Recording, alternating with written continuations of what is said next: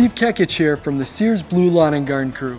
Nothing says I'm the master of my domain, the lawn domain that is, like a brand new shiny mower or tractor. If you're watching this, you're probably a first-time mower buyer, or your mower is so old that it's just flat out embarrassing to show up in public with it. Either way, we're going to get you up to speed on the latest and greatest in mowers and tractors, covering all the important features you'll need to know about to purchase a mower that's right for you and your lawn.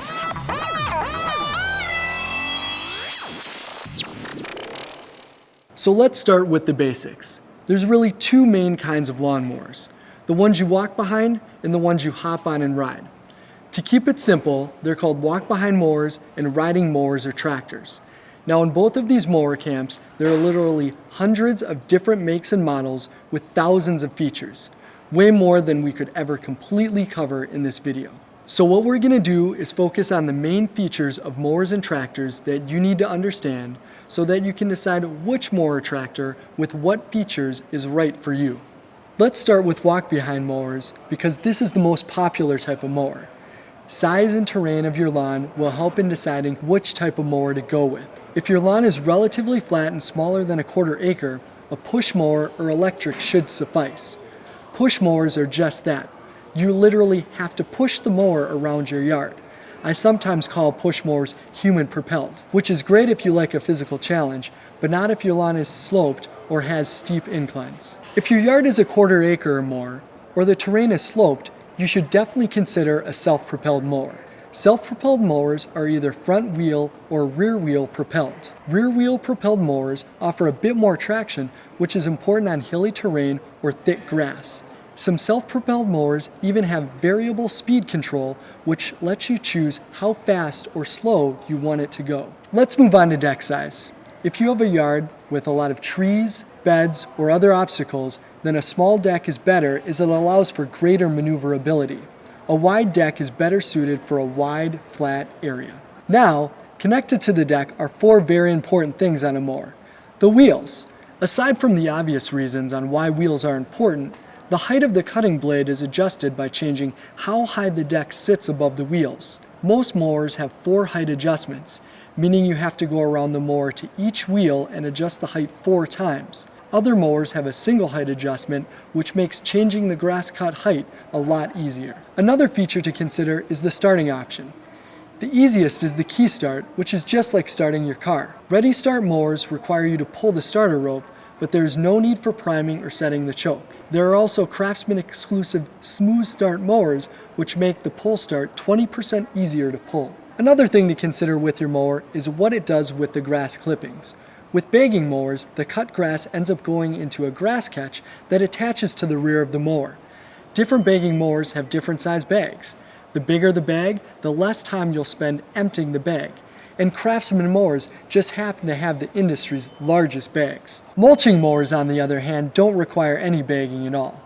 Mulching mowers are designed to cut and recut the grass over and over again underneath the deck of the mower so that it falls back to the ground and is naturally recycled through decomposition.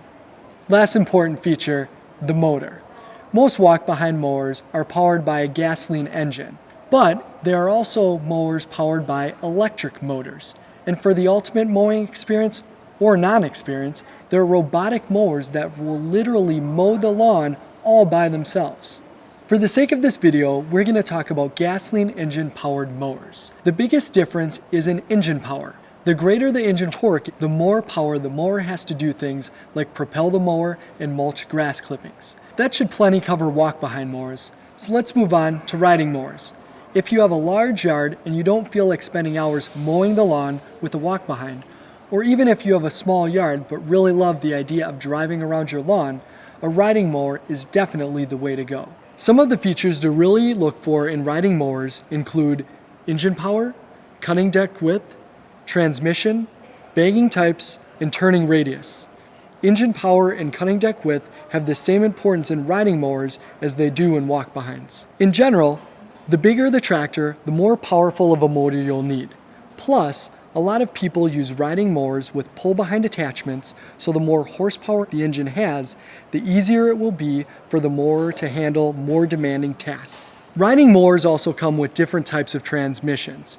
There are mainly 2 types, manual and automatic. Manual transmissions require you to shift to different gears to change your speed. Shift-on-the-go manual transmissions give you the added benefit of not having to stop and change speeds like the standard 6-speed manual transmission. Automatic transmissions offer the ultimate in ease of operation, allowing you to simply operate a throttle lever or pedal to adjust to any speed you like. Like walk-behind mowers, riding mowers offer the same type of grass disposal options: side discharge, mulching, and bagging. Bagging attachments for tractors also offer a great alternative to raking leaves. Another important feature is turning radius. In other words, how tight of a turn can your mower make? This is important if your yard has a lot of trees, landscaping beds with tight turns and corners. For the ultimate maneuverability, zero-turn tractors can literally turn on a dime, allowing you to get around in even the tightest of spaces. One last thing about tractors that really separates them from push mowers is attachments. Attachments transform your tractor from a seasonal mowing machine into a year-long workhorse that can handle just about any challenge. There are literally hundreds of attachments you can purchase that allow you to accomplish many different tasks, such as hauling, spreading fertilizer, dethatching, leaf raking, aerating, yard leveling, tilling, and snow plowing, to name a few. So that's mowers and tractors in a nutshell. That should give you enough information to begin comparing the different mower and tractor models and types out there and making a much more informed buying decision. Thanks for watching, and don't forget to follow me on Twitter at twitter.com/BlueLGCrew for some great deals and many tips to a better yard. See you next time.